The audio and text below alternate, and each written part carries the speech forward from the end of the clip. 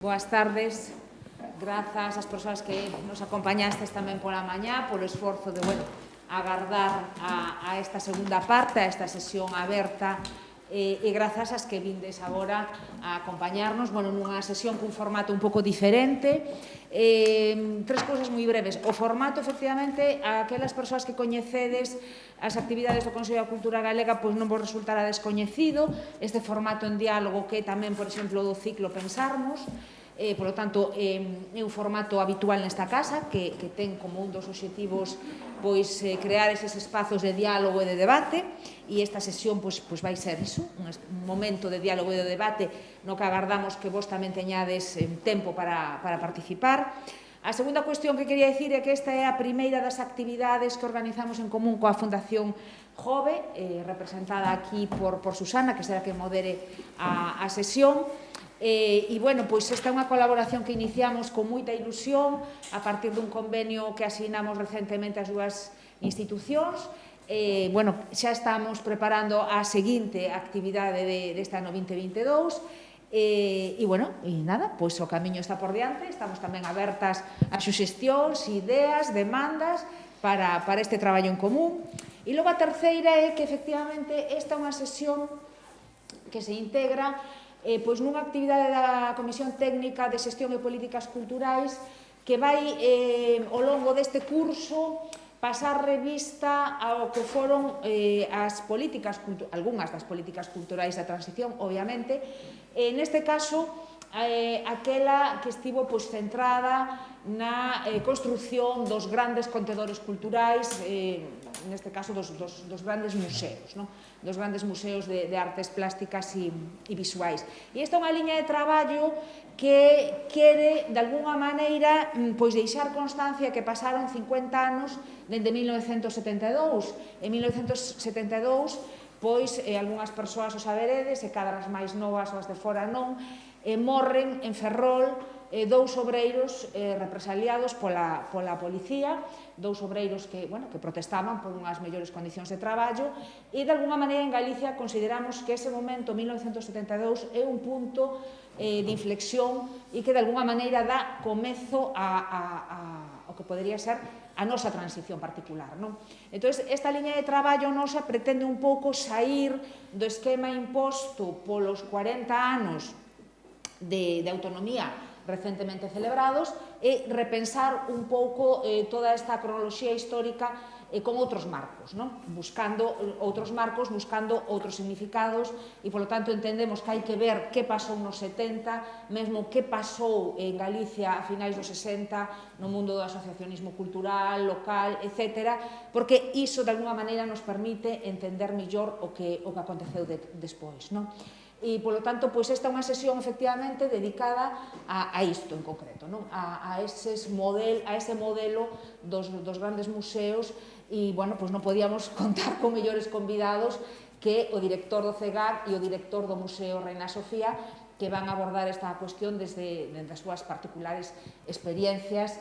Agradecemos moito a Santiago Olmo, esta é a túa casa, a vosa casa, Santi, e agardamos que poidamos facer máis cousas co CEGAC, e, naturalmente, a Manuel Borja Villel, a quen xa tivemos ocasión de aproveitar, digamos, a súa presenza, a súa palabra e as súas reflexións esta mañá, e que tivo a amabilidade de quedar connosco esta tarde para seguir pensando en común. Así que moitas grazas. Sí.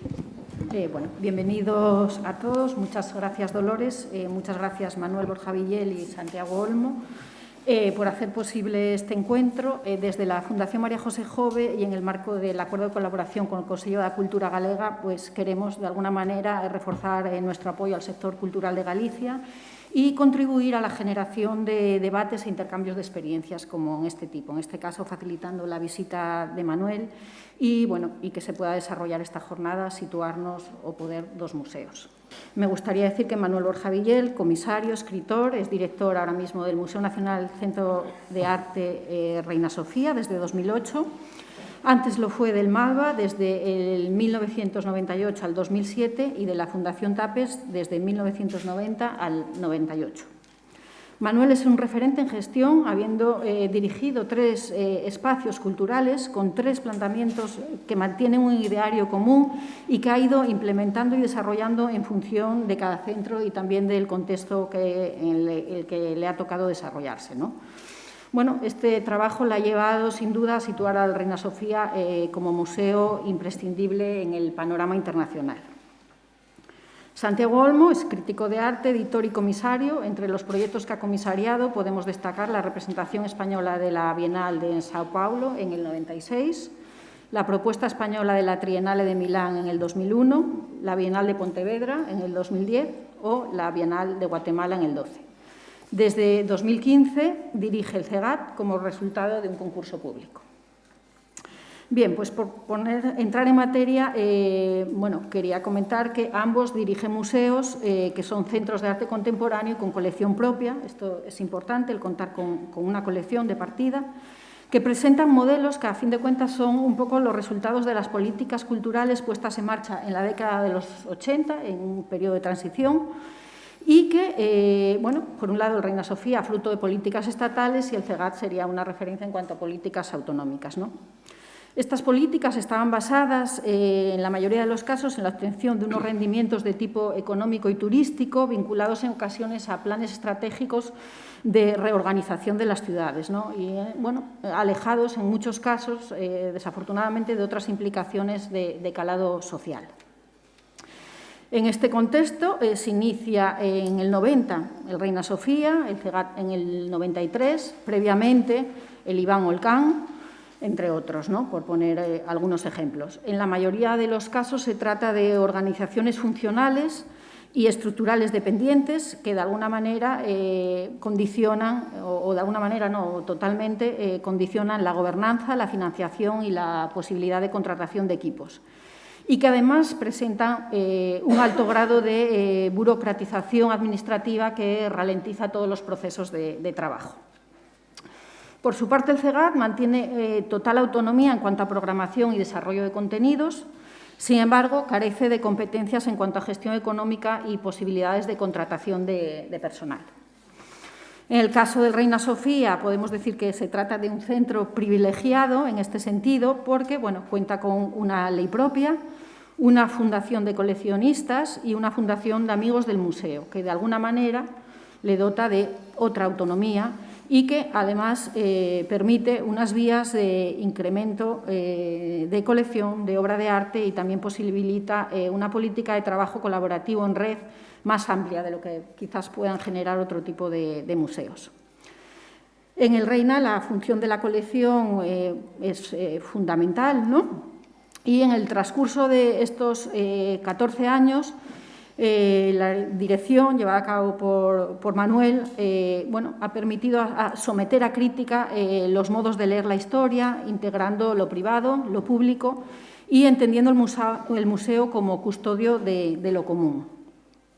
En el trayecto ha planteado una serie de conceptos que me gustaría sacar, o al menos ir mencionando para que después podamos profundizar en ellos, de una manera muy breve. Por un lado, algunos de ellos, aunque ha hablado de más, ¿no? Además, estos conceptos, a su vez, sirven para explicar su práctica museística, considero, ¿no?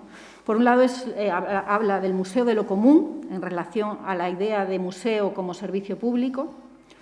Por otro lado, habla de museo situado, que desde el contexto local y concretamente desde el barrio de Lavapiés busca operar globalmente, pero partiendo de la inclusión colaborativa de la sociedad civil más cercana. Un museo en red que plantea, de alguna manera, la necesidad de trabajar de esa manera, con otros museos, con otras organizaciones, con centros de estudio, con asociaciones, con archivos. Bueno, permite generar una estructura compleja que se enriquece y se retroalimenta. También facilitando la accesibilidad y el desarrollo en la relación de acontecimientos con el presente. Me refiero a la pandemia y cómo ha incorporado en los últimos meses, pues, o el último año ya más, el desarrollo digital y la revisión de las nuevas formas de difusión.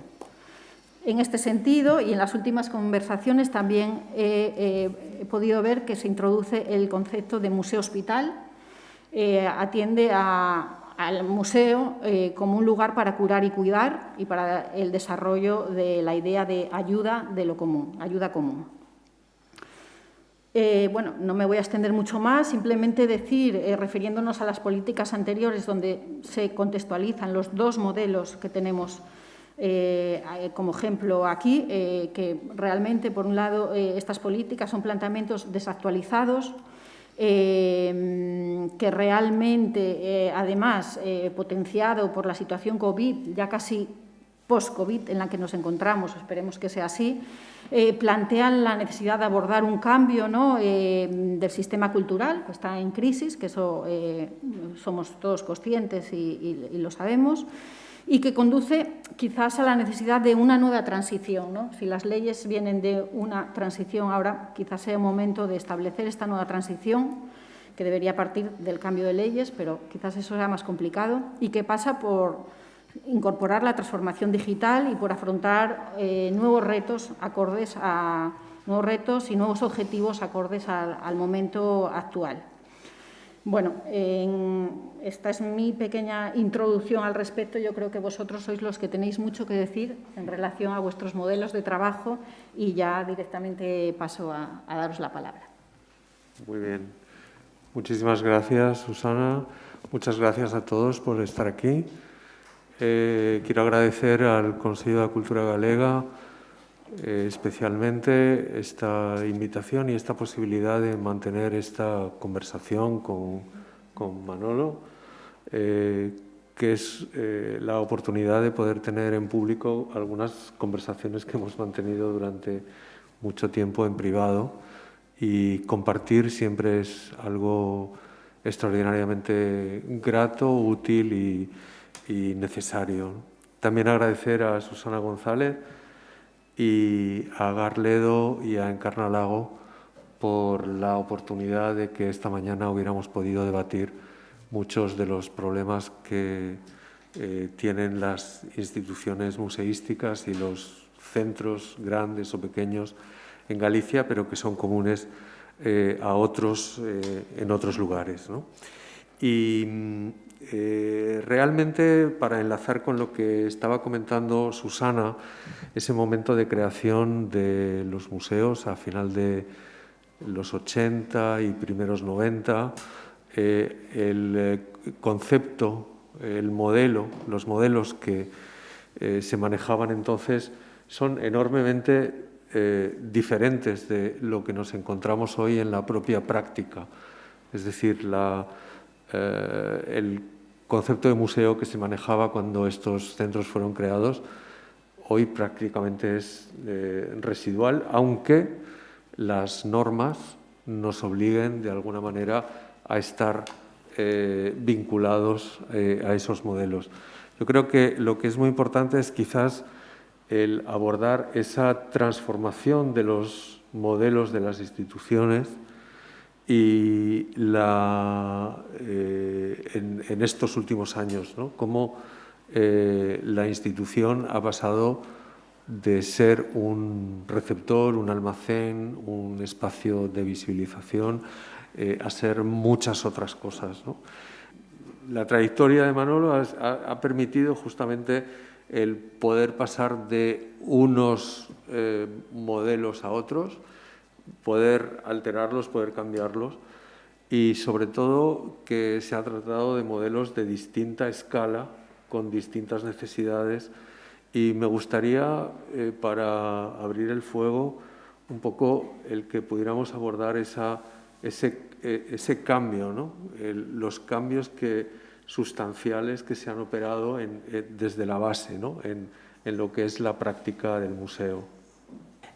Hagamos, sí, ahora, respondiendo a tu pregunta, un recorrido. Bueno, y gracias, soy un desastre. Gracias por la invitación. La verdad es que es un gusto estar aquí, ha sido un gusto estar esta mañana departiendo con los diversos colegas. Entonces, sí, efectivamente, viendo un poco la evolución de este país y de lo que ha habido fuera, Hay diversos momentos. Hay el momento de los 80, cuando empiezan a aparecer a finales de los 80 las primeras instituciones, el Reina Sofía, los 90, la Tapies, el IBAM, etcétera, etcétera, con mucho optimismo, muchas ganas, con políticas muy buenas en algunos casos, muy de otra época. Yo siempre recuerdo la primera exposición maravillosa a nivel formal del Reina, era una que se llamaba Referencias, que hizo Carmen Jiménez.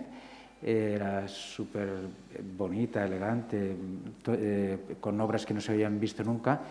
Pero vaya, era muy significativa. Había 3 artistas españoles, 3 artistas extranjeros, todos hombres, grandes autores: Tapies, Chillida, Saura, y por otro lado extranjeros era Baselitz, Cy Twombly y Richard Serra, la famosa pieza que se perdió, que es muy significativo, que la primera exposición, ahora que lo estoy pensando, obviamente era todo un poco, era esta historia mítica que escribían ellos mismos, vaya, o gente muy cercana a ellos mismos, Paco Calvo, Valeriano Bozal, Tomás, digamos, era un mundo que era antifranquista, pero en los 90, de hecho ya ni los 70, como bien nos explica Germán Labrador, ¿cómo se llama?, Heridos por la poesía, en su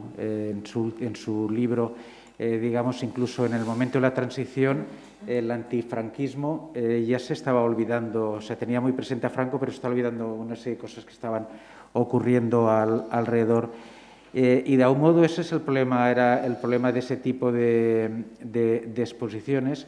En un momento donde ya Spivak había escrito, Donna Haraway había escrito, digamos, esas referencias tan formales de personas que, por otro lado, estaban creando las instituciones museísticas de nuestro país. Tapies estaba en Barcelona haciendo la fundación, tenía una presencia muy importante, Chillida también, Alfaro, que no estaba en esa exposición, pero en Valencia también. O sea, era realmente gente muy poderosa. Curiosamente, es un momento en que estos artistas, que lo son todo, tal vez como lo habían sido todo durante mucho tiempo, por otro lado, y esto no hay ninguna, no puedo criticar a Tapies, tengo, digamos, adoración, afecto por un afecto realmente muy importante por él como persona, por artista, pero una cosa no quita la otra, en el sentido de que, digamos, construyeron un mundo. Y curiosamente, en ese momento, su propia pintura, en el caso de Tapies, por ejemplo, está haciendo barnices, está tratando de escapar, está haciendo una pintura fluida, escapar de su propia, está tratando de escapar de su propio mundo, mientras, por otro lado, está tratando con el resto de crear un mundo que ya en esos momentos tal vez era de otra época. Y no lo estoy haciendo, ya digo, es una expresión fantástica, es simplemente no es una crítica moral, no es una crítica, es una crítica, digamos, del marco. El único problema era que el marco era equivocado, que estábamos en otro mundo. Lo mismo posiblemente ocurriría con el IBAM, con una colección, digo, fantástico, me gusta, Renao, vanguardias de los años 30 que hoy no se pueden comprar, pero eran todo, digamos, unas referencias demasiado, tal vez, modernas, y dejaban de lado una serie de cosas. Bajo esas premisas, que también tienen que ver, son finales de los 80, principios de los 90, que tienen que ver con el momento digamos, de salida de España al mundo, digamos, de esta especie de euforia, de las expos. De hecho, ahora en la colección tenemos un apartado que se llama Dispositivo 92, 8 grados menos, y los 8 grados menos era porque sabéis que en la Expo con Prada Pool y otros arquitectos hicieron una serie de estructuras, de nuevo, magníficas, fantásticas a nivel de tecnología, arquitectónica, arquitectura, que conseguían bajar 8 grados la temperatura en Sevilla, que era bastante alta. Pero de repente, y también en Sevilla, ¿os acordáis que el pabellón de Chile tenía una de las cosas que llevaron a un trozo de iceberg? Sí. Entonces, con la perspectiva, primero te preguntas, ¿a quién iba dirigido tal esfuerzo de bajar 8 grados la temperatura. Obviamente, para nadie más abajo sur de Tarifa, seguro que no. Para los propios sevillanos, seguramente tampoco, porque estaban. Entonces, que iba dirigido a los noruegos. ¿Qué imagen tenemos del público o a quién? Entonces, te das cuenta que hay toda una serie de comportamientos que, de algún modo, todas esas estructuras iban.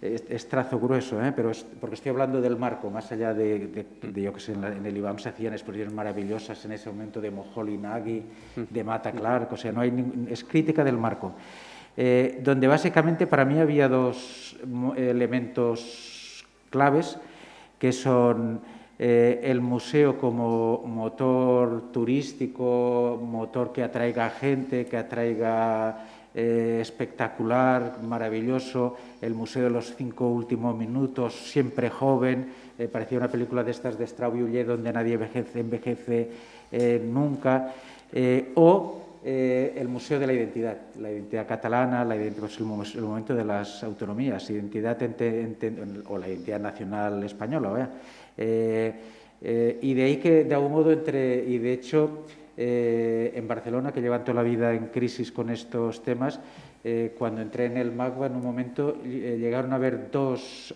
directores nombrados y uno en la sombra, o sea, 3 directores, que para un museo de 6.000 metros cuadrados se antoja como demasiado, vaya.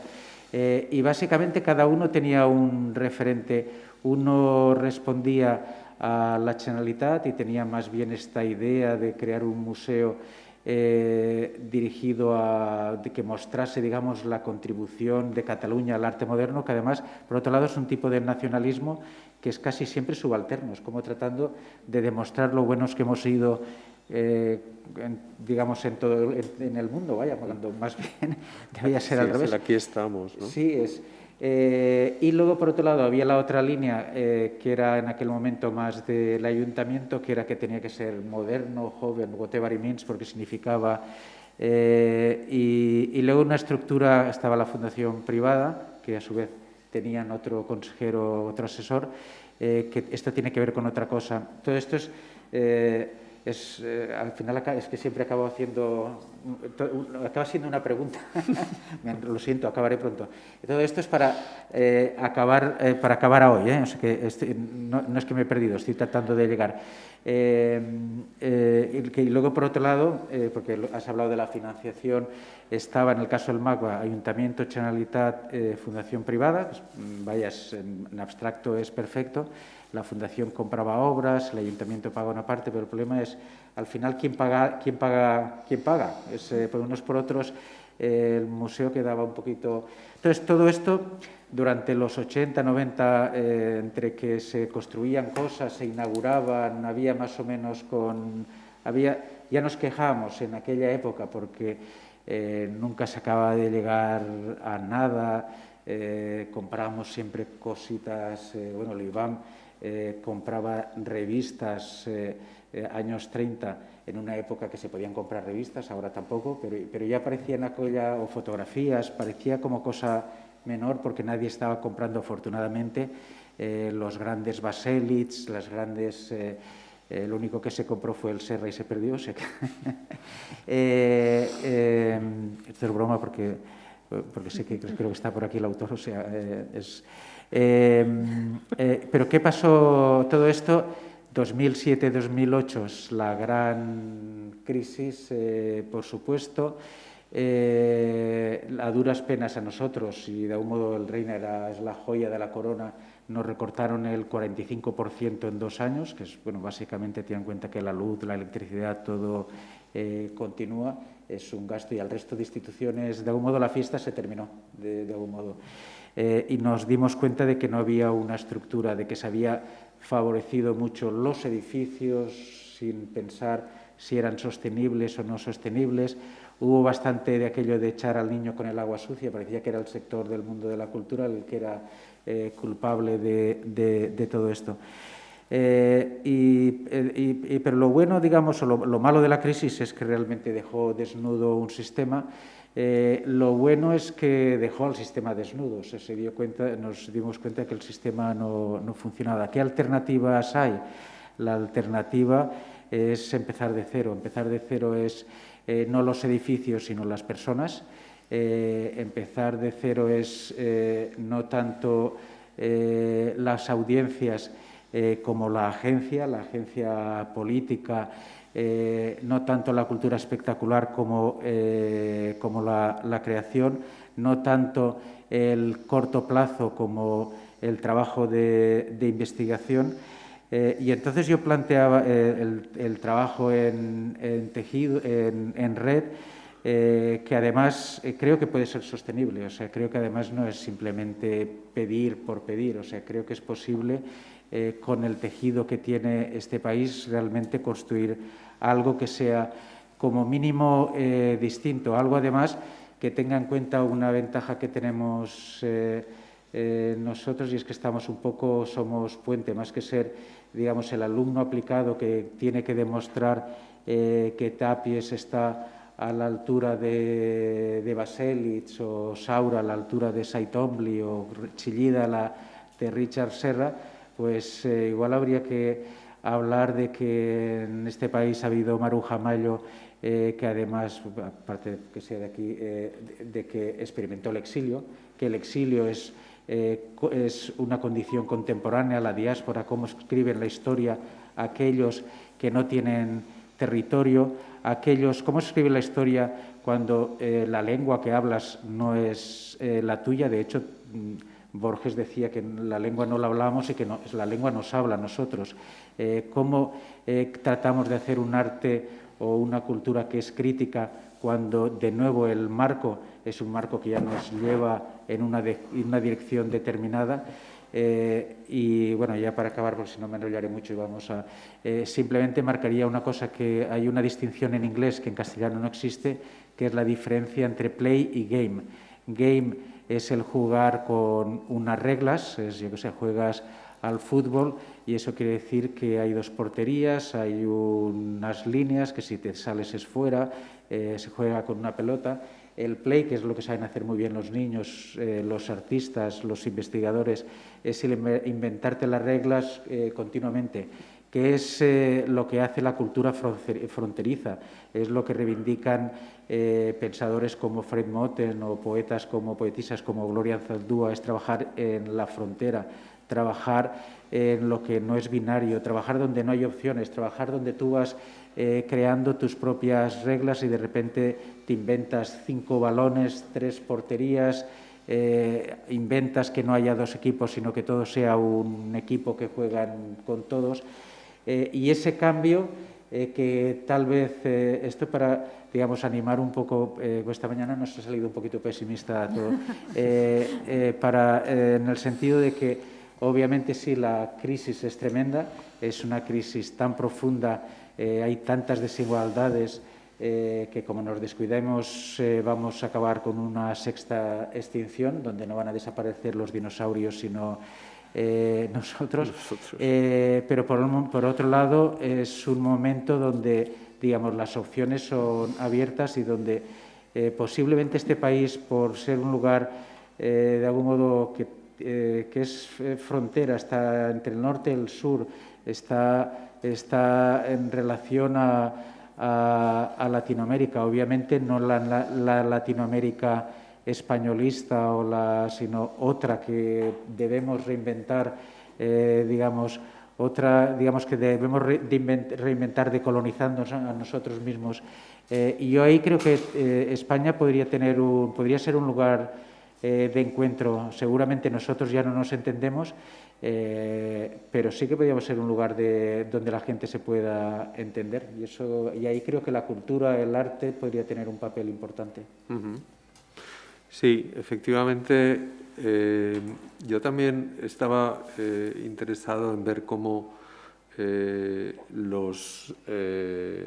las actividades que se hacían o se planteaban en los museos de los años 80-90 hoy ya no son tan válidas, pero las reglas siguen de alguna manera forzando a los museos a estar cercados o concentrados en ese tipo de actividades. En alguna ocasión, Manolo, has comentado cómo es muy importante el que haya una conexión entre las distintas partes del modelo museístico, es decir, la conexión entre las programaciones, las actividades, los programas públicos, y que esa interconexión es fundamental para que la estructura no ahogue las iniciativas. ¿Tú crees que me gustaría que pudieras hablar justamente de este tema, porque creo que es crucial para entender cómo funciona el museo hoy y cómo un programa público experimental, por ejemplo, no podría estar junto con un modelo de programación o de colección convencional, porque de alguna manera entrarían internamente en conflicto y acabarían colapsando. ¿Cuál ha sido tu experiencia? Sí, ahí hablo más, obviamente, estamos hablando siempre de lugares situados y hablo más bien de mi experiencia.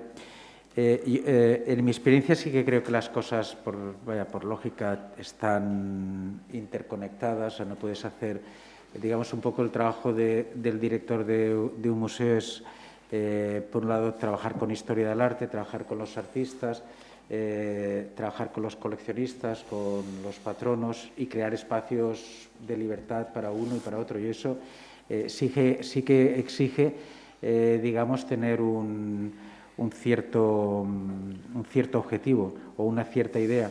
Esa cierta idea no creo que tiene que ser literal, en el sentido de que esa idea, quieras o no, es política, en el sentido de que la institución es política. Eso no quiere decir que los proyectos expositivos sean políticos en un sentido literal, porque entonces dejarían de serlo, sería una ilustración. Si algo tiene, digamos, de político una obra de arte, es que te cuestiona tus propias ideas, y solo las puede cuestionar en el momento que hay una interpelación. Si no la hay, no existe. Entonces, para mí sí que creo que tiene que haber una cierta coherencia, una cierta lógica, un cierto camino, pero ese, de hecho, y en las tres instituciones en las cuales he estado, lo hemos ido ejerciendo de un modo distinto. A veces un poco por aquello de ensayar y corregir, otras veces planificando, otras veces las dos cosas. Pero los momentos en los cuales ha habido momentos, digamos, de tensiones, cuando todo de algún modo se ha unido. En la Tapies, por ejemplo, la tensión es curioso porque además en cada institución parece como si todo hubiera empezado negando a la propia institución. Siempre recuerdo los primeros debates en la Fundación Tapies, que básicamente consistía en cuestionar el modelo de museo monográfico, el cuestionar un modelo que tendía hacia el mausoleo, hacia la crítica, hacia la no crítica, y de algún modo la Tapies acabó siendo un poquito un MACBA, antes de que el MACBA existiese. De hecho, una exposición que se llamaba Los límites del museo, que empezó un poco cuando empezaba también el MACBA. Obviamente, cuando empezó el MACBA, la Tapies dejó de tener ese sentido. Seguramente, incluso ahora seguramente debería plantearse otra función. Ese reinventarse continuamente, creo que no está mal, no solo no está mal, sino que debería ser un ejercicio al cual deberíamos de tender, porque al fin y al cabo es el ejercicio que hacemos nosotros, que estamos cambiando, que hacen los públicos, que hace la España. El mundo de ahora tiene muy poco que ver con el mundo de hace 30 años. Eso quiere decir que tenemos que plantear las cosas de otro mundo o de otra forma. Había cosas que parecían impensables hace años y que hoy tienen todo el sentido, hablar de lo común, hablar de que las obras no nos pertenecen, en una época donde apenas había museos, la gente lo que quería era tener patrimonio. Entonces aquello parecía como una marcianada. Hoy en día seguramente, además con otros medios, no lo tienen. Entonces esa reinvención institucional yo creo que debería estar ahí siempre. El problema es que se puede hacer sobre el papel, pero luego sabemos que nosotros ocupamos las instituciones, pero hay toda una serie de reglas, hay toda una serie de normas que no hacemos nosotros y que muy a menudo ni siquiera hace el Departamento de Cultura, sino que hace función pública y las hace del mismo modo reglas de cultura como puede estar haciendo reglas del Ministerio de Defensa. Hay las mismas normativas para comprar una obra de arte que para comprar un tanque, no lo sé, en esto igual meto la pata, pero posiblemente no me equivoque. Bueno, las licitaciones son un poco así. La nueva ley de contratos restringe tanto la acción que conduce lo que es un contrato con un artista o un tema de producción casi al encargo a una empresa que tiene que hacer un puente o tiene que hacer una carretera y se le están exigiendo al artista las mismas especificaciones, digamos, que se le exige a una empresa, ¿no? Bueno, y eso lleva a contradicciones, ¿no? A problemas de gestión incluso de dinero público, porque sí es verdad que otro de los cambios con la crisis es, digamos, por la corrupción y demás, toda la cuestión de transparencia, que es absolutamente, vaya, nadie va a cuestionarla, pero digamos, en nuestro caso, unos procedimientos que más que de transparencia han sido procedimientos de recelo, o sea, de cómo que de algún modo no confiamos de entrada, no confiamos en ti, cuando lo que habría que hacer es dar lo que llaman, lo que en inglés dicen, hablan de las doble A's, la autonomía y, se me ha olvidado la otra, esto del Alzheimer, bueno, el dar cuentas, básicamente, son los dos elementos. Tú tienes que tener autonomía de gestión y, por supuesto, ser responsable, pero cuando ni siquiera te dejan hacer nada y el resultado es, de hecho, conozco una institución donde se tuvo que hacer una licitación porque parece como si se fuera, es como el COVID, que cada vez tienes más gente alrededor tuyo que lo ha cogido, cada vez se va acercando, todavía no se han metido en licitaciones con los artistas, pero al menos en nuestro caso empiezan a preguntarnos por qué ese curate, ese comisario o ese escritor, si hay otro que total, bueno, escriben igual, que porque si es más barato, ¿por qué escoges a este? Por criterios obviamente subjetivos, o sea, criterios académicos, no son criterios objetivos de altura, de metros, y sé de una institución que tuvieron que hacer un concurso de traducción y cogieron la traducción más barata, la traducción literalmente la tuvieron que echar, porque era tan barata que estaba hecha por máquinas, luego corregidas, totalmente era, o sea, lo que traducía, no sé qué idioma traducía, pero si era inglés, posiblemente era inglés, pero la gente no habla así, por lo tanto era otra cosa. Entonces ahí sí que hemos ido en detrimento digamos, de lo que debía ser una institución pública en un sentido verdadero. Eso querría decir crear órganos, formas de gobernanza donde participe la sociedad, donde obviamente se controle el trabajo de la gente que trabaja, pero dándoles autonomía, cosa que en estos momentos en general no ocurre y que creo que es una de las cosas más importantes que hay que conseguir. Sí, en ese sentido, una de las pérdidas, digamos, más fuertes es la desconsideración de actividades como pueden ser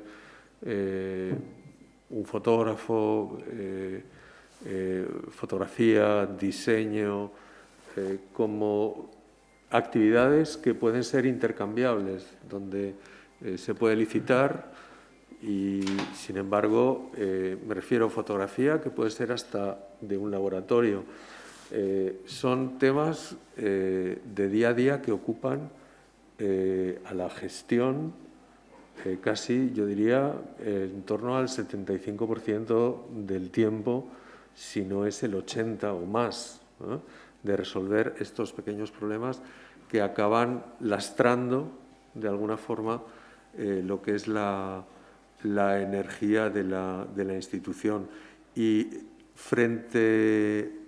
creo que frente a la figura anterior del político, que era quien decidía, quien está gobernando, y en esto volvemos un poco a una gobernanza administrativa, son los interventores, ¿no?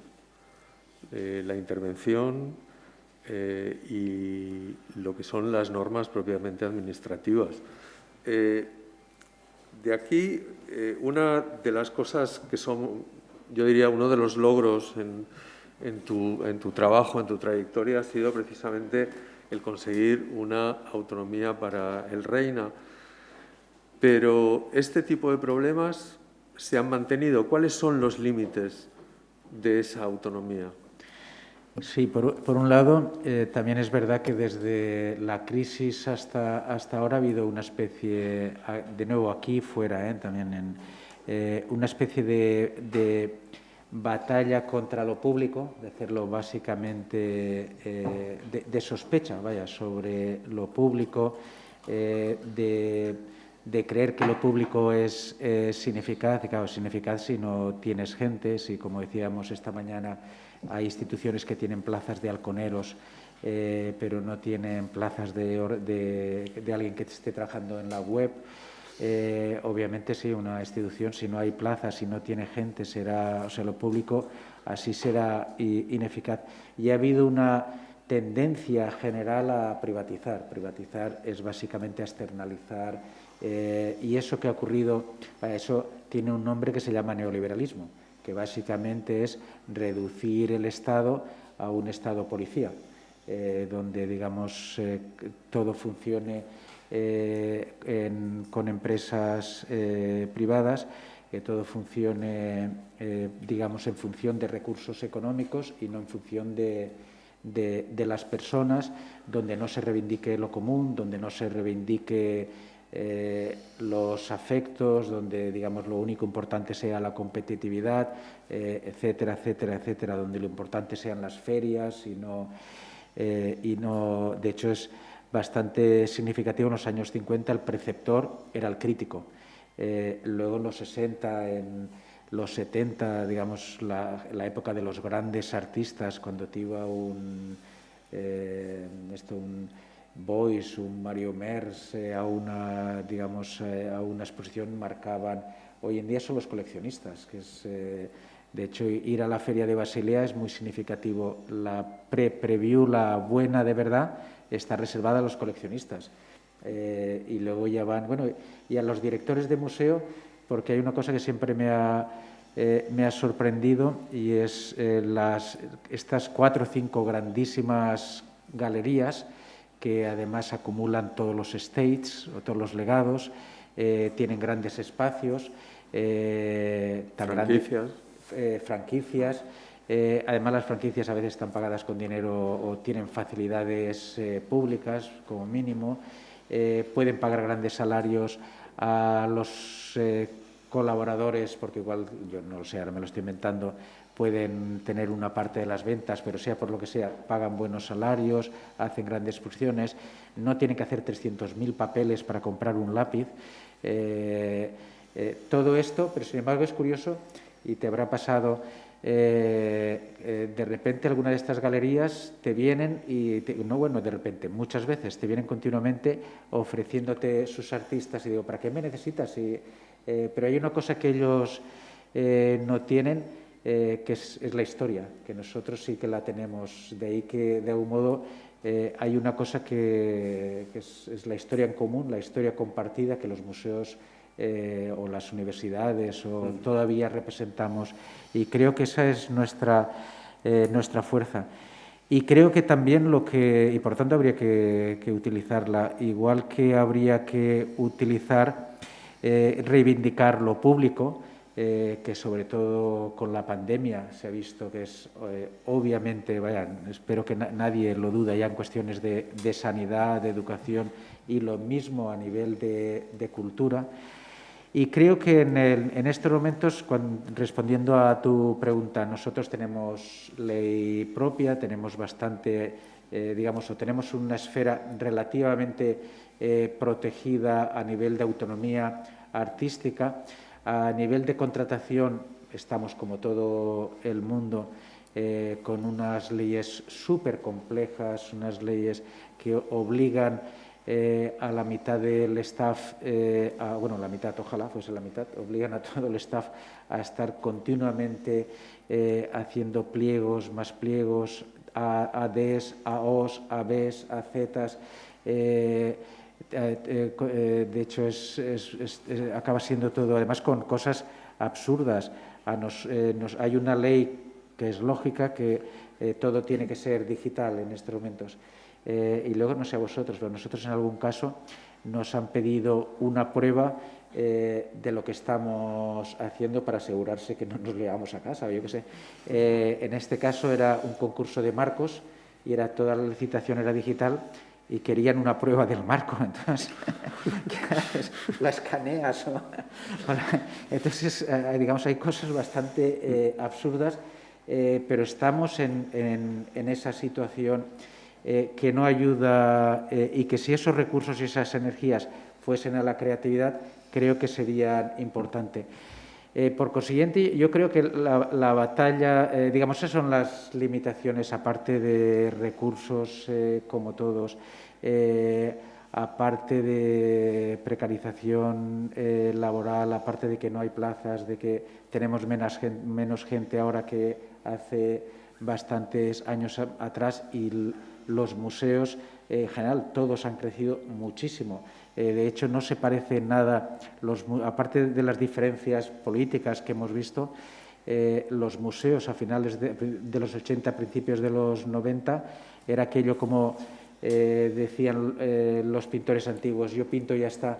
Tenían, el Reina, de hecho, la estructura laboral del Reina es de los 80 y básicamente estaba hecha para tener una planta solo, de colección permanente, o sea, que cambiase poquito, y una sala de exposiciones temporales, un mini departamento de educación tradicional.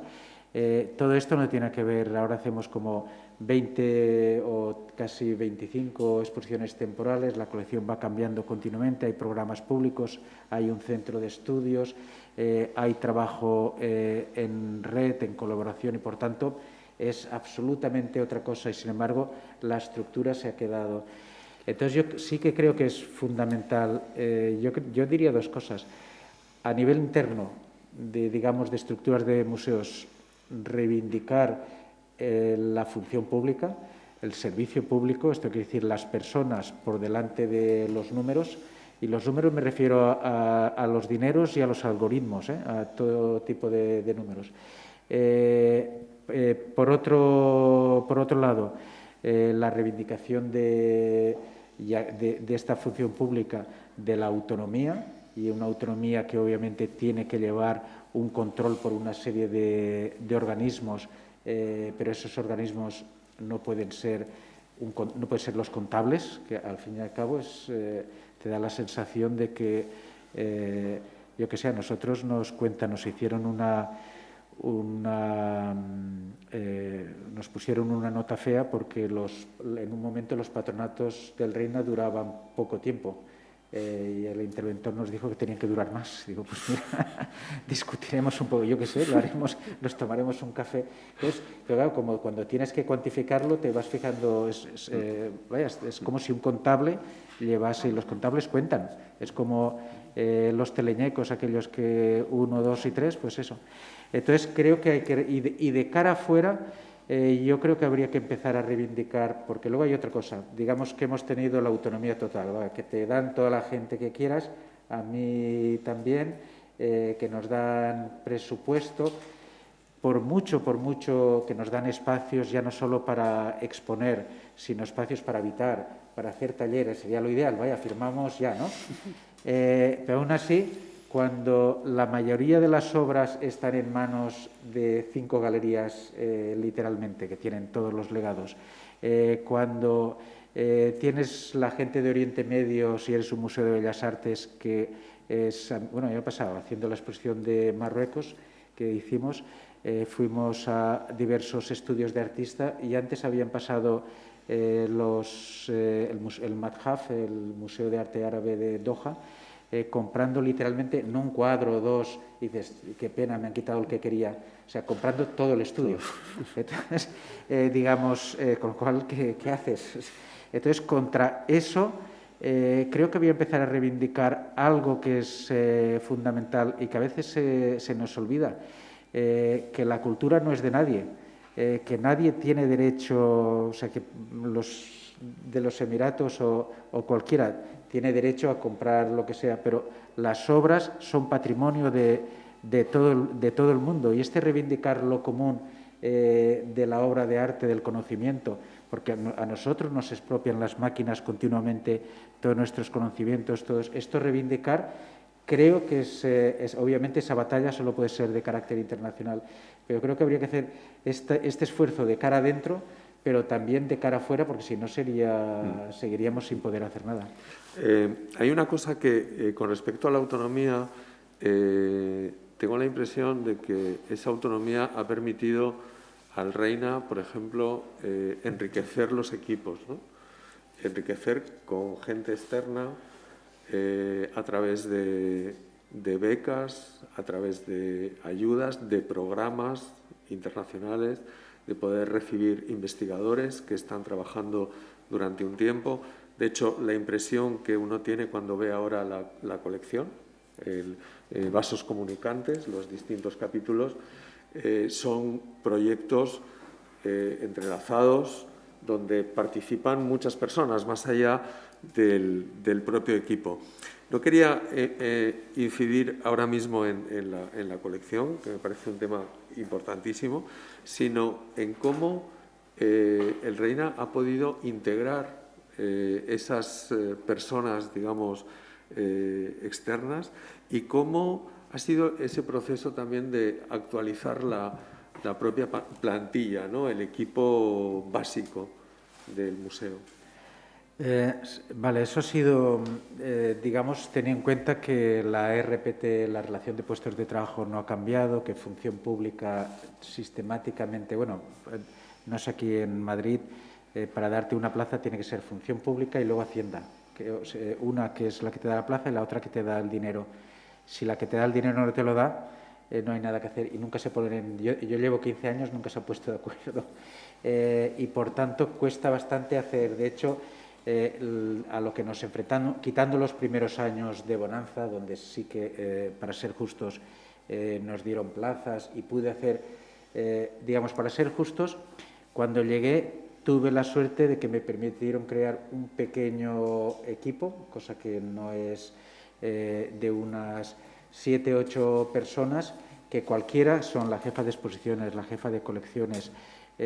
También me permitieron tener unos puestos que el Prado tiene más, eso forma parte de la ley. La del Reina se quedó, porque la del Reina se hizo con crisis, se quedó casi a mitad, no se desarrolló completamente como la del Prado, que en este sentido sí que es perfecta. En el Prado, aunque no os lo creáis, los conservadores investigan y no como nosotros que investigamos en casa, vaya.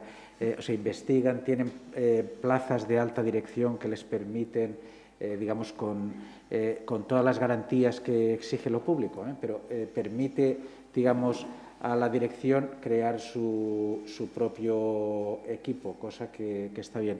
Nosotros, el Reina no lo tuvo tan amplio como el Prado, pero lo tuvo, con lo cual hay un equipo de gente realmente muy potente: Teresa Velázquez, Charo Peiró, ahora está Germán. Hay una serie de gente que, bueno, cada una de ellas podría ser directora de una institución perfectamente.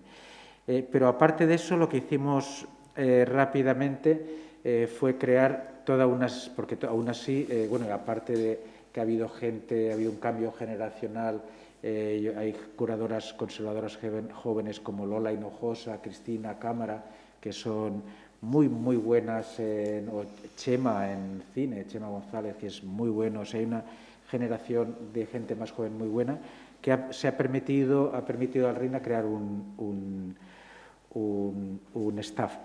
Pero aún así, si tú comparas el staff del Reina con el staff del Pompidou o del MoMA, yo, por ejemplo, ahora si hablas de la programación, de la colección, en el MoMA tienen los 100 Barnett Newmans, los no sé cuántos Rothkos, los que nosotros no. Pero yo podría defender la colección del Reina en relación a la del MoMA sin ningún problema, o en relación, y eso es un equipo. Pero un equipo que va más allá de estas personas, cosa que en estructuras más cerradas como MoMA o Pompidou es bastante más complicado. ¿Qué hemos hecho? Hemos creado todo un tejido de círculos y redes. Círculos en el sentido de que lo que hicimos fue, digamos, intentar que las exposiciones temporales, que siempre tienen algo de espectacular y obviamente de temporal, dejaran de serlo, en el sentido no de que estuviesen fijas toda la vida, sino de que continuasen, que hubiese una línea, que fuesen lugares de experimentación que luego revertiesen en la colección, para dar dos ejemplos de exposiciones históricas puras y duras. La que hizo Jordana Mendelssohn, una gran historiadora de los años 30, que es colaboradora con el museo, de hecho no vive con nosotros, pero continuamente, de hecho es colaborada hasta el sentido de que tenemos una obra, Jordana, no es un informe, o qué piensas, y eso la estructura del Reina lo permite. Con eso incorporamos muchas obras de los años 30, o cuando hicimos la exposición con Lola Jiménez Blanco, sobre Campo Cerrado, de hecho hay una parte de la colección que está hecha literalmente a partir de la investigación y lo mismo con el cine, con lo cual hay un círculo de gente que son Jordana, Didi Huberman, que están siempre alrededor o bastante alrededor del museo, hay un núcleo cerrado, y luego hay algo más que tiene dos niveles, un nivel más cuantitativo de obras, porque cómo consigues las obras, y un nivel de conocimiento. El nivel de conocimiento es que alrededor del museo o en torno al museo o paralelo al museo hay una serie de redes.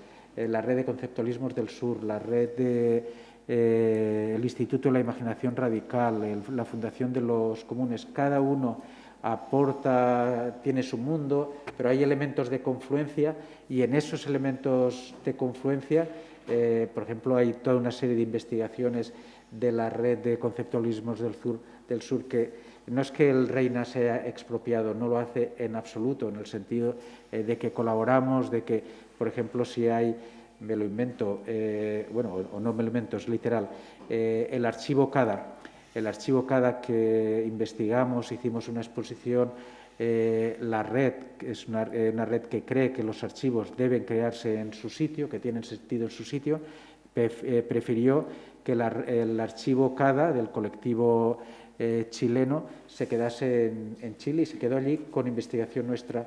Pero después hubo una copia, afortunadamente los archivos son muy complejos, ellos mismos elaboraron una copia que es prácticamente completa, que está en el Reino.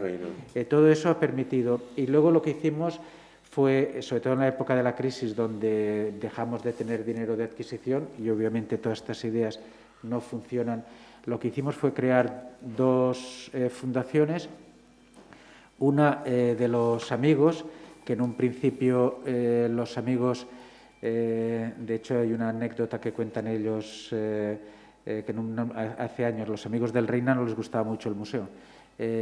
Cuentan que hicieron un viaje a Nueva York, no había ningún museo de arte moderno en el viaje, y esto la nueva presidenta, cuando estaba tratando de cambiarlo, y les preguntó por qué, y dijo, es que no nos gusta el arte contemporáneo. Entonces, claro, no ayudaban.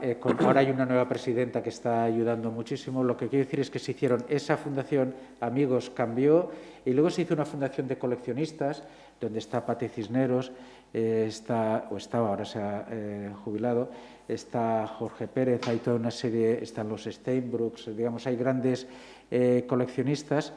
Y a estos lo que les propusimos es, más que, digamos, comprar las grandes obras de Ligia Clark, de Ligia Pape, que eran imposibles, empezar con otra línea, una línea que tenía que ver más con el arte, digamos, más el arte a partir de todas estas dictaduras que se suceden en Latinoamérica, desde el momento que en Brasil se produce aquello que llaman Acta Institucional número 5, es cuando el gobierno brasileño, creo que es en el 67, decide que la dictadura del 64 es demasiado blanda y hacen una dictadura sobre la dictadura, que es el momento cuando se tienen que ir del país Caetano Veloso, Elio Itizica, Ligia Clark, se va todo el mundo. A partir de ahí hay una dictadura detrás de otra que empieza en Chile, sigue en Chile, Argentina y acaba ya con las grandes dictaduras de Centroamérica. Básicamente la historia es que Estados Unidos no va a permitir que en Latinoamérica ocurran ciertas cosas, y en ese momento hay todo un tipo de arte que de algún modo escapa al mercado porque era frágil, y ese que está fuera de la órbita, a través de esta colección, de esta fundación, que además tiene hicimos que tuviese una sucursal en Norteamérica, donde desgravan, las donaciones desgravan, han ido comprando, y de hecho una parte, hay una planta entera que se ve ahora en el museo, que es toda, digamos, donaciones de la fundación. Siempre las donaciones son obras que pedimos nosotros, nunca son, digamos, hay un acuerdo que ellos no ofrecen obra, nosotros pedimos y ellos ofrecen dinero o no, y eso sí que obviamente es su prerrogativa. Bueno, os quería comentar un poco por los tiempos que hemos marcado con el Consello, dejar un tiempo razonable para que podáis hacer consultas. Creo que podíamos acabar entre nosotros dando unas pequeñas pinceladas de la nueva revisión de la colección, ¿no? Vasos comunicantes. Sí. Nos parece importante. Sí, a mí me ha parecido especialmente significativa también la propia estructura, ¿no?, de una colección que se articule en exposiciones o en pequeñas exposiciones de carácter temático que se complementan y que tienen un aspecto de exposición temporal, pero que en realidad es colección permanente, ¿no? Entonces hay una especie de inmersión por parte del espectador que me parece cuanto menos muy sugestiva por lo que tiene también de reto de meterse en temas en los que no estaría pensando cuando entró al museo a ver una colección, ¿no? Son temas no habituales. Y en esto me imagino que también ha sido decisivo esos equipos, ¿no?, esas colaboraciones de las que hablabas. Sí, básicamente, bueno, es un poco todo. Cuando la anterior colección la mostramos, la inauguramos en el 10, pero en realidad está pensada en el 8. En el 10 nos cogió la crisis y, de hecho, la colección por accidente se acababa en el 2000, en los años 80, porque tenía que haber una sala que nunca, hasta ahora, no llegué tenía que acondicionarla, que era la sala justamente donde estaba el famoso Serra. No la pude acondicionar porque llegó la crisis. Primero no había dinero, luego no había dinero para obras de pico y pala, luego había dinero pero no tocaba hacer obra de pico y pala, y entonces ha ido una cosa, luego ha habido licitaciones, en fin, todas estas cosas que sabemos, y simplemente me ha llevado 10 años. Entonces, pero en cualquier caso, y ya cuando bueno, todos los que trabajamos en museos sabemos que cuando haces una cosa, de hecho, cuando lo acabas estarías haciéndola de otro modo, porque es cuando realmente, cuando la sabes, es como la obra maestra, no la acabarías nunca. Y sobre todo con la colección, que siempre está por hacer. O sea que cuando hicimos aquella y aquella tenía muchas de las cosas que hay en esta, pero en esta hay 4 elementos que son distintos. Uno, que en principio fue accidental, que era pandemia, A, no hay gente, B, no hay vigilantes, pues muchos estaban con COVID, no había, un día se cerraba una sala, otras había. Entonces, eso por un lado. Por otro lado, había una serie de ideas que tenían que ver con el montaje, el atlas, que eran de otra época, pero pensamos que faltaba algo para pensar el relato de la colección en términos actuales. Y los términos, y con esto en que cerrábamos, y con ciertas lecturas de Bachmann, de otra gente, realmente nos dimos cuenta de que la idea de serie, que no es la idea de capítulos de la novela del siglo XIX, es otra cosa, que la serie es una forma de narrar, es una forma de entender la historia, donde a lo mejor aparece un personaje que tiene unas características en un momento, en otro momento tiene otras distintas, puede desaparecer, no es consecutiva, puedes hacer, por ejemplo, la serie la empezamos con la América de los años 50. ¿Por qué? Es la América del sujeto individual, del sujeto suburbano, que vive aislado.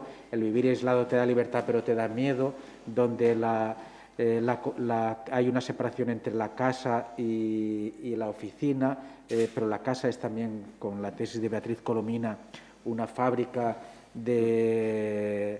tiene algo de fábrica, donde hay separación de papel entre el hombre y la mujer, donde hay guerras culturales, y por tanto pensábamos que el mundo contemporáneo empezaba ahí. Luego fuimos al exilio, en fin, fuimos dando varias vueltas. La serie también tiene algo necesariamente incompleto, cosa que es interesante porque no hay nada que acabe. Y luego permite juegos que de cara a nosotros pueden ser interesantes, porque hicimos una tensión entre el presente, aquello que a nosotros nos importa, y la historia de la recepción, cómo se veían las cosas. Entonces, por ejemplo, hay un caso, que es el caso de, ya que hemos hablado de ellos, de la figura de los informalistas, que aparecen en un momento que es cuando España es reconocida por Estados Unidos. Antes, la España franquista no era España, la España era la del exilio, en realidad.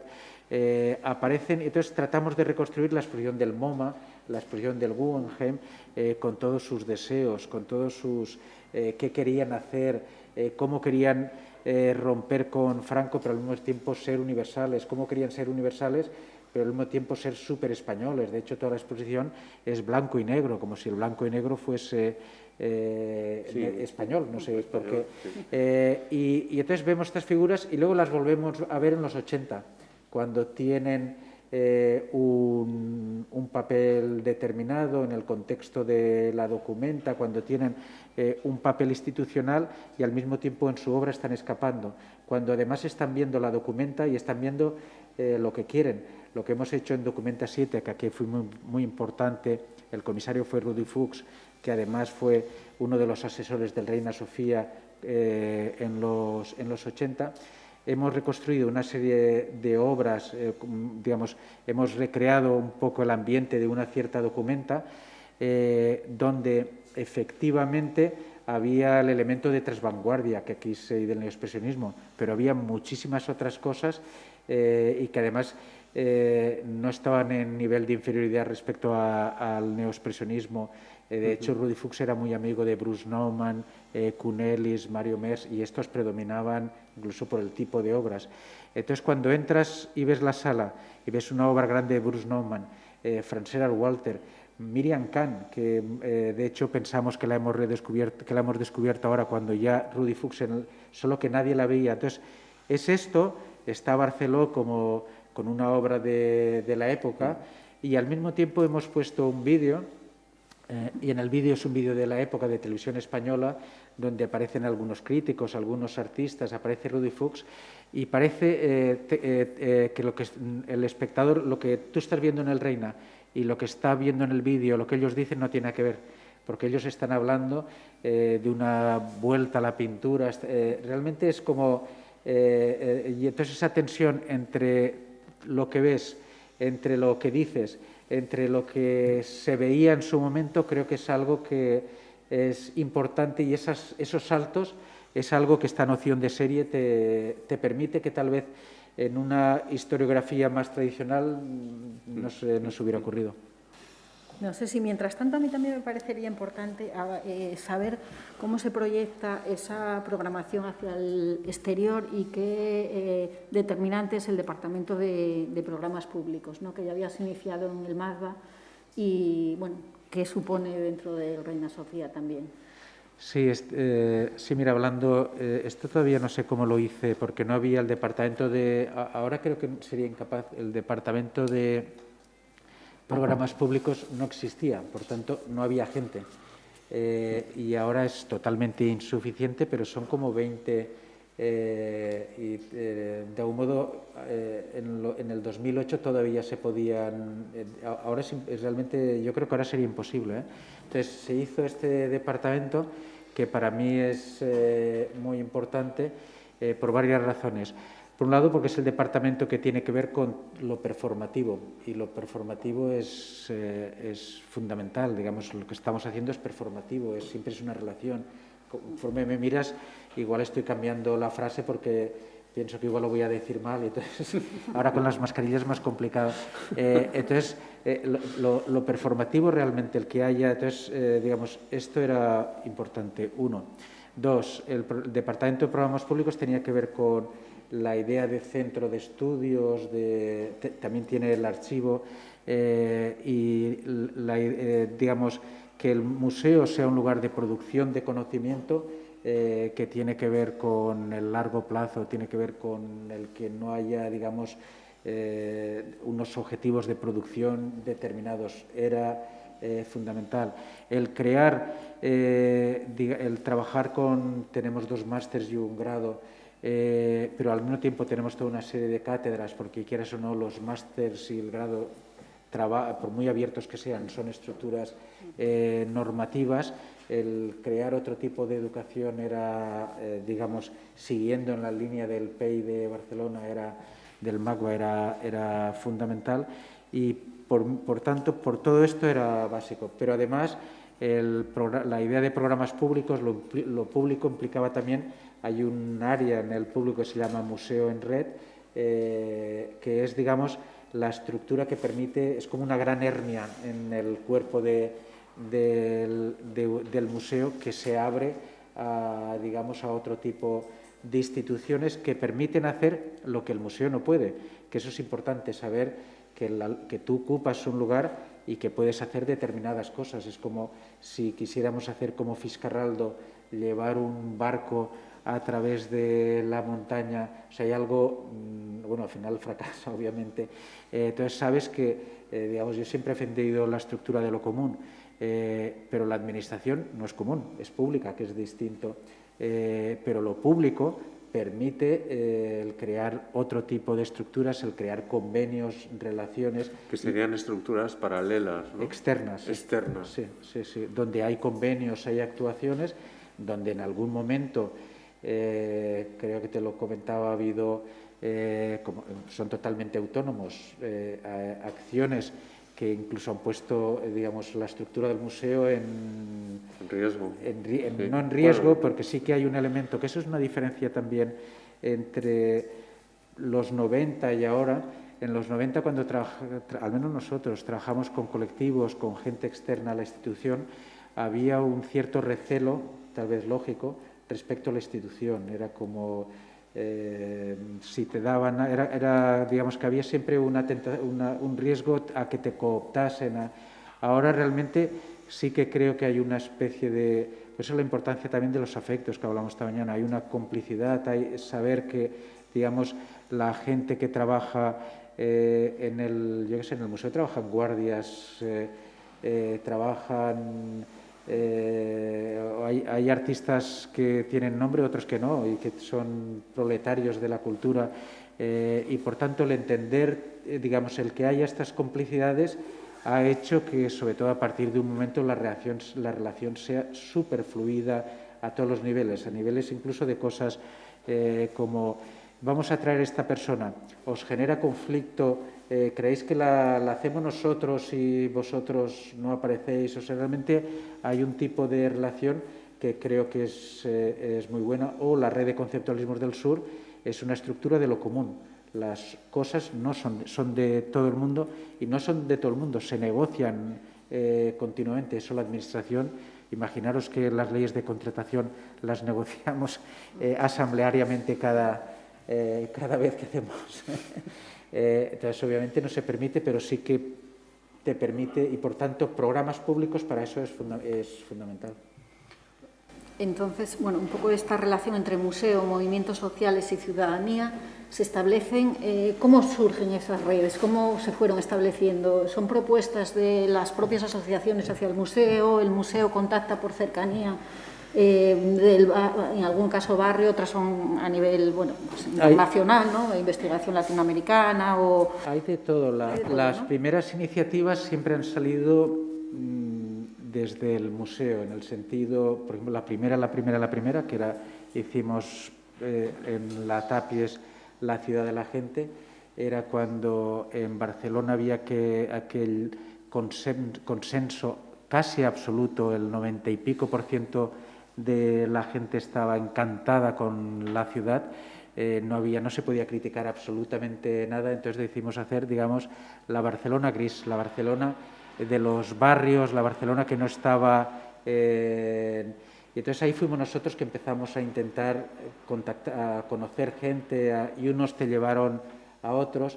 Y digamos así fue en el MAC, en la Tapies, también en el MACBA empezamos nosotros, por ejemplo, con agencias, empezamos a trabajar con activistas, digamos, para ver formas de acción directa, de acción política, pero luego ha sido, digamos, diversos ciclos, y a veces ha sido positivo, otras veces ha sido más frustrante. Por ejemplo, durante la pandemia todo el mundo nos quejábamos, pero nos quejábamos los que estábamos en casa, los que estaban en la calle, los que estaban entonces en el barrio, por ejemplo, de Lavapiés, nos pidieron literalmente, cuando el museo estaba cerrado, si el museo podía ser un lugar donde pudieran recoger comida, pudieran acumular comida, no pudimos hacerlo, porque no pudimos, es ilegal, no tenemos condiciones de ningún tipo, o sea, sanidad no nos daba.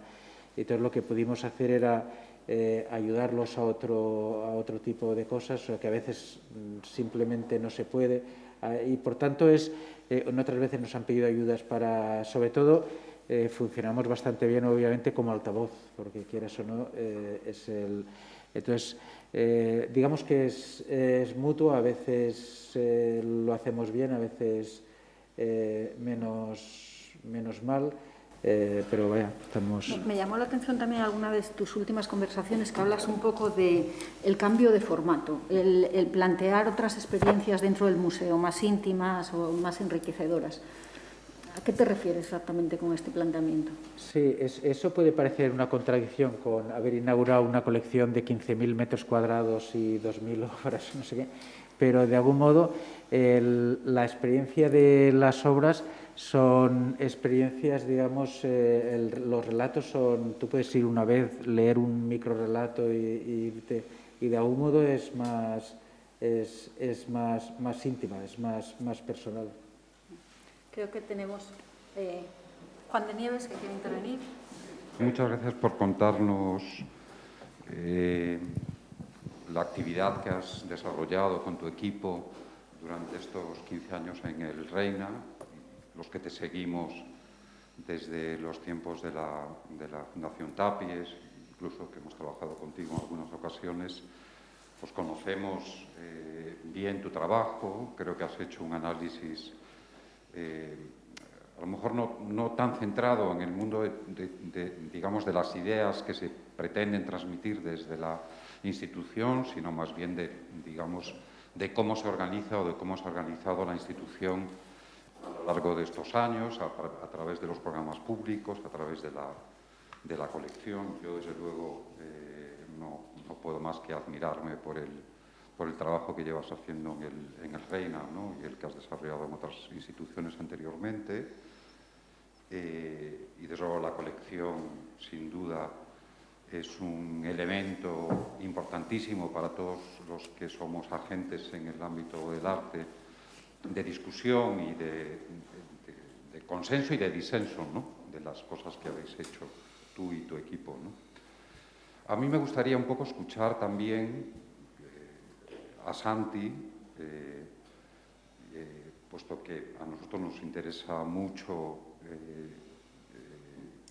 digamos, la situación del arte en nuestro país, en Galicia, la institución, digamos, más importante que tenemos desde principios, mediados de los años 90. Y sí me gustaría pedirte, Santi, que hicieras quizás un pequeño análisis desde el inicio, digamos, de la institución que tú ahora diriges, de cómo ves la evolución, digamos, de esta institución desde esos años iniciales de los 90, en que los modelos estaban un poco confusos, pero también es cierto que esta institución empezó quizás con mucha fuerza en aquel momento, ¿no? A lo mejor con exposiciones del tipo de las que Manolo hablaba en el Reina, pero que marcaron, digamos, un momento de inicio como bastante fuerte. Han sucedido 5 directores, si no me equivoco, desde aquel momento inicial. Y yo creo que todos necesitamos hacer un ejercicio de análisis y de pensamiento sobre la institución CEGAC, más allá de las cuestiones que hemos hablado quizás esta mañana, que tienen que ver con las anomalías que obviamente no dependen solamente de la institución, sino de la situación, digamos, de la escena, digamos, política, pero hay muchos otros aspectos pues, que tienen que ver con el diseño de los programas, que tienen que ver con el trabajo que se hace sobre el patrimonio, digamos, del país, la situación que tiene que ver también con las audiencias, cómo se está trabajando todo esto desde el CEGAC, cuáles son los aspectos, digamos, fundamentales que tú estás llevando a cabo en tu programa en estos últimos años y qué diferencias estableces con otros momentos, digamos, del CEGAC, cómo ves el futuro de la institución, la relación con las audiencias,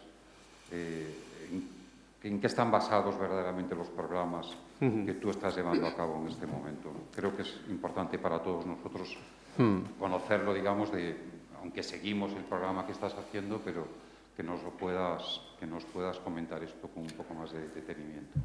Hay una primera cuestión que se refiere a la propia historia de la institución, que yo creo que es una historia que depende obviamente de cada uno de los contextos, ¿no? Cuando se genera, hemos hablado esta mañana justamente de la importancia que tuvieron las conversaciones, las conversas que hubo aquí en este mismo lugar y que luego se publicaron en esas actas de color verde, donde lo que había era primero una discusión si se tenía que llamar centro o museo, si tenía que tener colección o no colección, que tenía que ser autónomo, que tenía que ser... Y era una idea, de alguna manera, utópica, era un momento expansivo. Y yo viví aquella época como visitante, cuando trabajaba como comisario independiente, y obviamente era un momento que coincide en esos primeros años 90, o a lo largo de los 90, de eclosión. Los años 80 fueron quizás mucho más de descubrimiento y los 90 de eclosión. Había tú mismo has hablado de que había entusiasmo, es verdad que había muchas cosas por hacer y se estaba trabajando sobre un vacío. Cuando se abrió el CEGAC, yo creo recordar que no había... era el gran museo que se creaba aquí y que después, con los años, se han ido creando otras instituciones que han tenido también su propia vida y han generado, digamos, han articulado, digamos, una escena, ¿no? Por ejemplo, una de las cosas que al llegar a la dirección del CEGAC me preocupó enormemente fue revisar la colección. La colección, lo hemos hablado aquí, es un elemento importantísimo de un museo Y emprendí una serie de exposiciones, por ejemplo, volcadas a revisar la colección, más que para ver lo que había, para ver cómo se podría articular esa colección en términos más comprensivos, más de ver lo que faltaba para enlazar unas cosas y otras, ver sobre todo las lagunas y estudiarlo.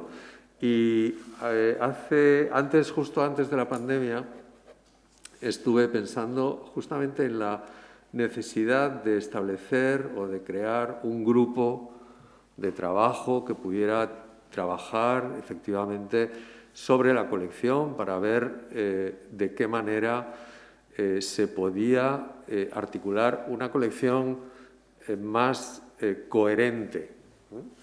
Porque es cierto que la colección se inicia con la dirección de Gloria Moure, luego se van comprando, hay unas cosas hay también una parte de depósito de la Xunta de Galicia y se van comprando, pero hay muchos intersticios donde te das cuenta de que faltan muchas cosas. Por ejemplo, uno de los temas que me preocupa, la ausencia, y que es un tema que estoy preocupado para subsanar de alguna forma, la ausencia de fotografía documental que permitiría entender el contexto de una manera mucho más mejor o más matizada.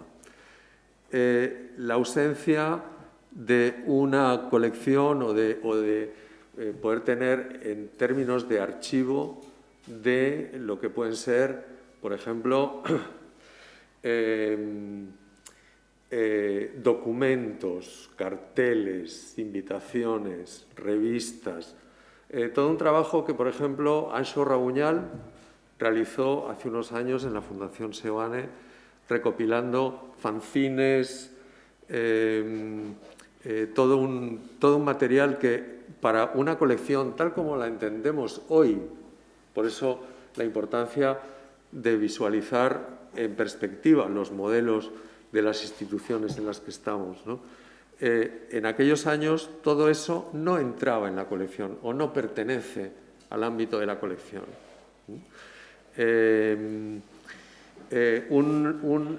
Me ocurrió una cosa cuando justo antes de la pandemia, yo quise adquirir toda una serie de piezas de Sargadelos.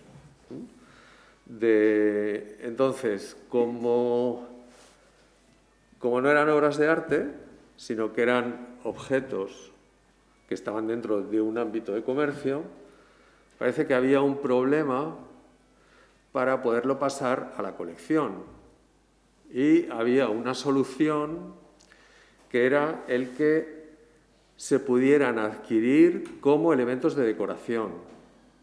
Claro, esas restricciones y esas clasificaciones, esas regulaciones que tiene la institución, un museo, la institución CEGAC, al estar dentro de una institución administrativa donde compras que no entren en la categoría obra de arte única, etcétera, no tiene cabida en ese proceso, ¿no?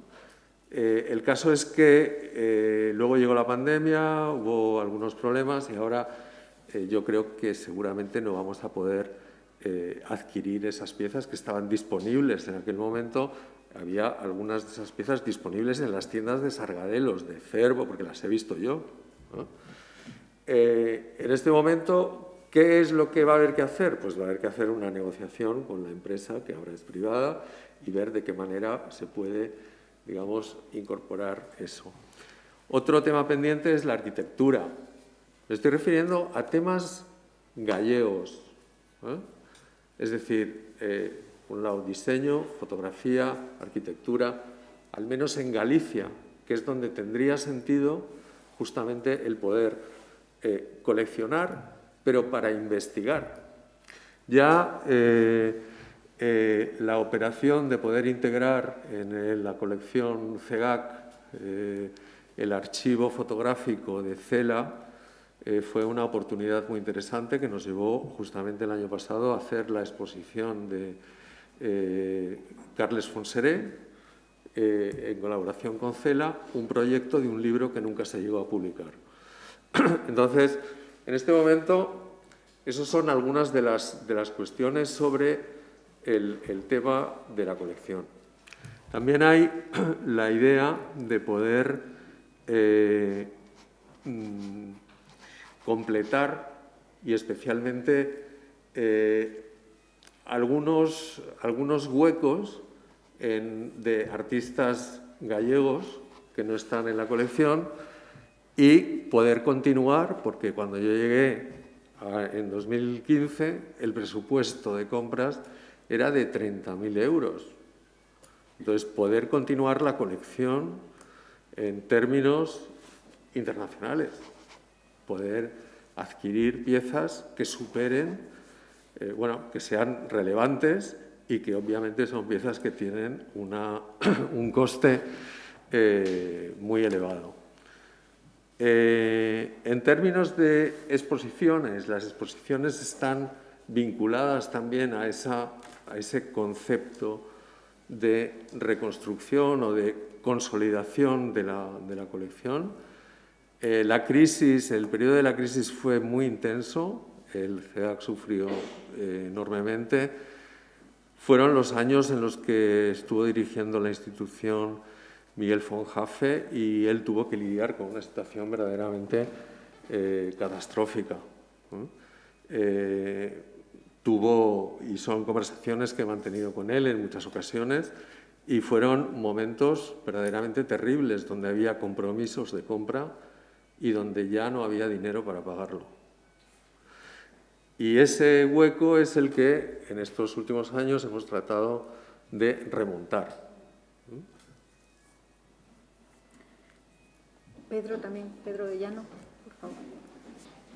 Yo hago una reflexión sobre lo que hemos estado viendo durante el día de hoy, especialmente ahora en la revisión que hice al principio de la charla, sobre la situación de los museos en España, y tengo la impresión de que hay como una especie de nueva etapa, a lo mejor estoy equivocado, pero es lo que un poco veo, un poco más allá del CEAC, más allá de Reina Sofía en general y global, un poco forzada por la cuestión de la crisis también, a lo mejor también un poco más por una cuestión de evolución y de madurez del sistema, de evolución hacia una mayor atención a las colecciones de lo que había anteriormente, tal vez a lo mejor también estimulados por el ejemplo del Reina Sofía, que ha estado trabajando de manera ejemplar en ese tema en los últimos 10 años.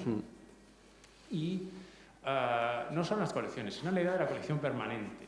¿Qué es una colección permanente o semipermanente? ¿No? Porque no hay nada que esté estático, ¿no?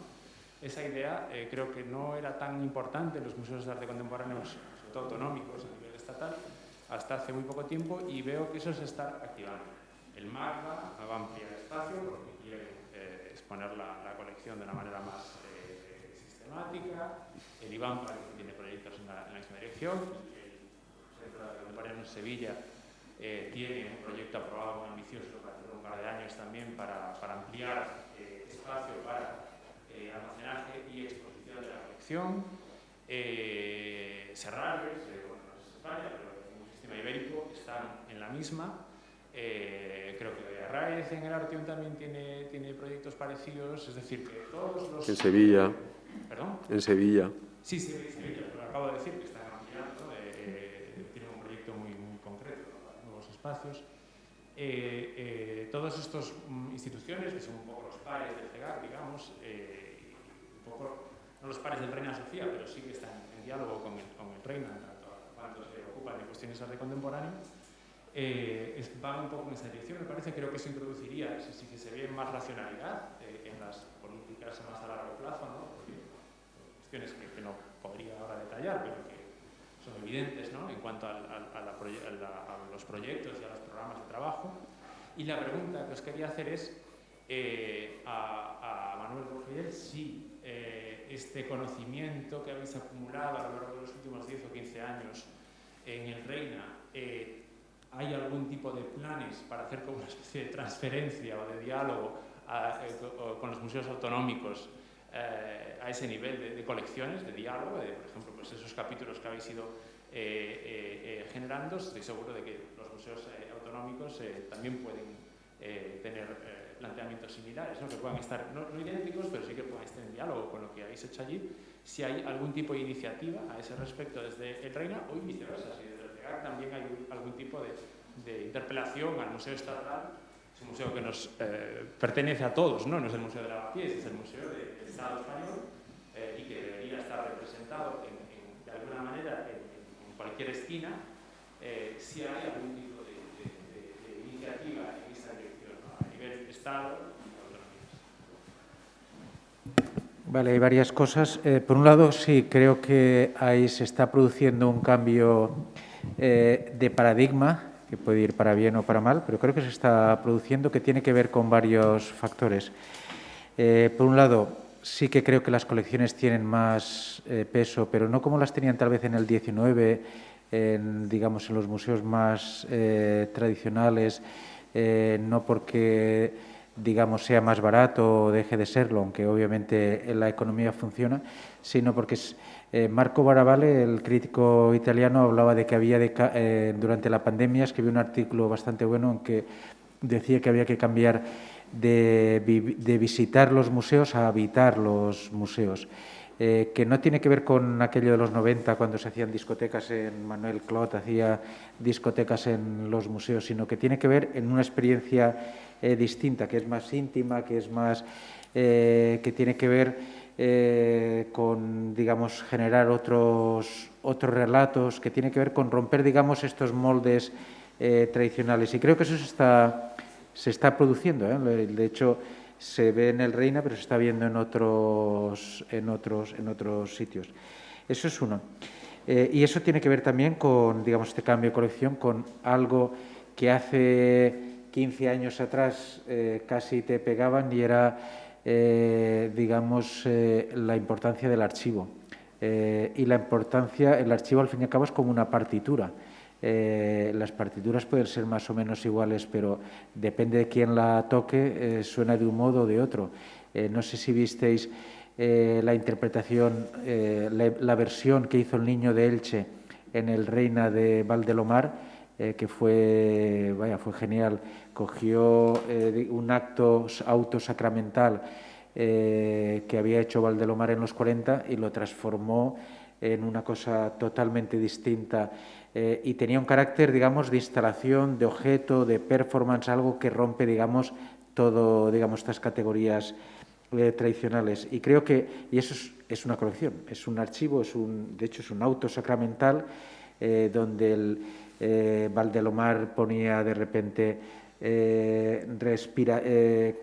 canto sudoroso, que no sé qué quiere decir. Entonces el Niño de Elche lo iba interpretando con un grupo de arquitectos, ya digo, realmente extraordinario. Y ese actualizar creo que es algo que se está produciendo. Esto, creer que la historia es algo fijo, esta cosa patrimonial que tenían las colecciones, creo que se ha cambiado. Eso es algo que creo que es un cambio que se está produciendo. Dos, hay otra cosa que no nos podemos olvidar, porque aquí en el mundo ibérico estamos en el mundo ibérico, que es la presencia esencial de lo afroamericano y lo indígena, por no hablar de lo asiático. Es un cambio de paradigma, bueno, sobre todo en países como Brasil, como en Estados Unidos, pero cambio de paradigma total, a forma, y que obviamente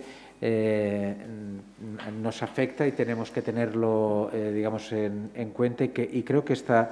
Y el tercer aspecto, que es mucho menos mediático a veces, afortunadamente, o entonces te dejan tranquilo. De hecho, iba a contar una anécdota, pero no la cuento, pero bueno, ya lo contaré después. Pero digamos que esto a la parte de programas públicos, de actividades, que creo que también un museo, si estamos hablando de actuación, digamos, la idea del 19, la idea del Panteón o del lugar patrimonial no tiene sentido. Por tanto, estos cruces creo que se van a producir más, que espero que haga que se produzcan cruces, digamos, de organismos, de organizaciones asimétricas, que puede hacer que un gran museo nacional pueda trabajar con la Casa Invisible y que en Málaga y que nadie se muera del susto, porque es bueno para todos, vaya, es bueno, genera estructuras mucho más abiertas, genera interpelaciones, el hecho de que la Casa Invisible, para los cuales Picasso es una marca, digamos, o que colaboremos con ellos,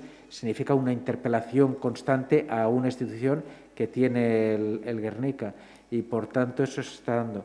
Respecto a las colaboraciones, aparte de que más o menos todos nos conocemos y aparte de que el día a día nos mata, creo que sí que se producen a nivel de actividades. Estas se están produciendo, digamos, estas asimetrías se están yendo porque forman parte de su trabajo. Creo que también se producen a nivel de colaboraciones. Nosotros tenemos elementos depositados en el IBAM, en el MENAC, en el MACBA y viceversa, pero creo que seguramente que deberían de producirse a un nivel bastante más complejo. Quiero creer, y es la parte optimista, que además está viniendo una nueva generación, hay otro tipo de prácticas artísticas que se producirán más, porque creo que es fundamental para todos. Esos depósitos e intercambios entre distintas instituciones con diferente titularidad han sido sencillas, han sido fáciles de negociar. Sí, depende de nosotros. A ver, bueno, hay de todo. Por ejemplo, hay cosas que pertenecen al Reina, que nunca estuvieron en el Reina, porque formaban parte de las colecciones del Estado. Entonces hubo un proceso de inventariado, porque luego tenías además el Tribunal de Cuentas viniendo y pidiéndote cuentas de dónde estaba esta obra. Todo eso se ha hecho durante estos años. Sabemos más o menos dónde están, o bueno, no más o menos, sabemos dónde está todo. Y digamos, ese cambio se produce de forma bastante sencilla, sobre todo en determinados aspectos. Hay un tipo de obras de las cuales el Reina tiene pocas obras, y si tienes pocas obras, pues tienes pocas, no puedes hacer muchas, pero hay otras donde hay abundancia y ya digo, si no se produce más, es literalmente, o sea, no hay problemas administrativos. Ahora, en estos momentos, no hay problemas administrativos, más allá de que si obviamente lo dejas, exiges que tenga, porque eres custodio de las obras, ¿vale? Que tenga unas condiciones de seguridad, no tiene más compromiso que, digamos, que nos pongamos, igual que un préstamo temporal, solo que es a largo plazo, que se va renovando. O sea que digamos, el mayor problema es tener cuerpos, o sea, tener alguien que se pueda ocupar. Sí, básicamente. Bueno. Pero sí. No, perdona. Nada, yo creo que de tiempo hemos agotado prácticamente el tiempo que teníamos planificado. Si no hay más preguntas, os dejo la palabra para cerrar la jornada. Santi, ¿quieres decir? Bueno, yo querría, y me parece que Manuel está de acuerdo conmigo, querría dar unas palabras de optimismo, porque yo creo que estamos en un momento de cambio. Todos los cambios son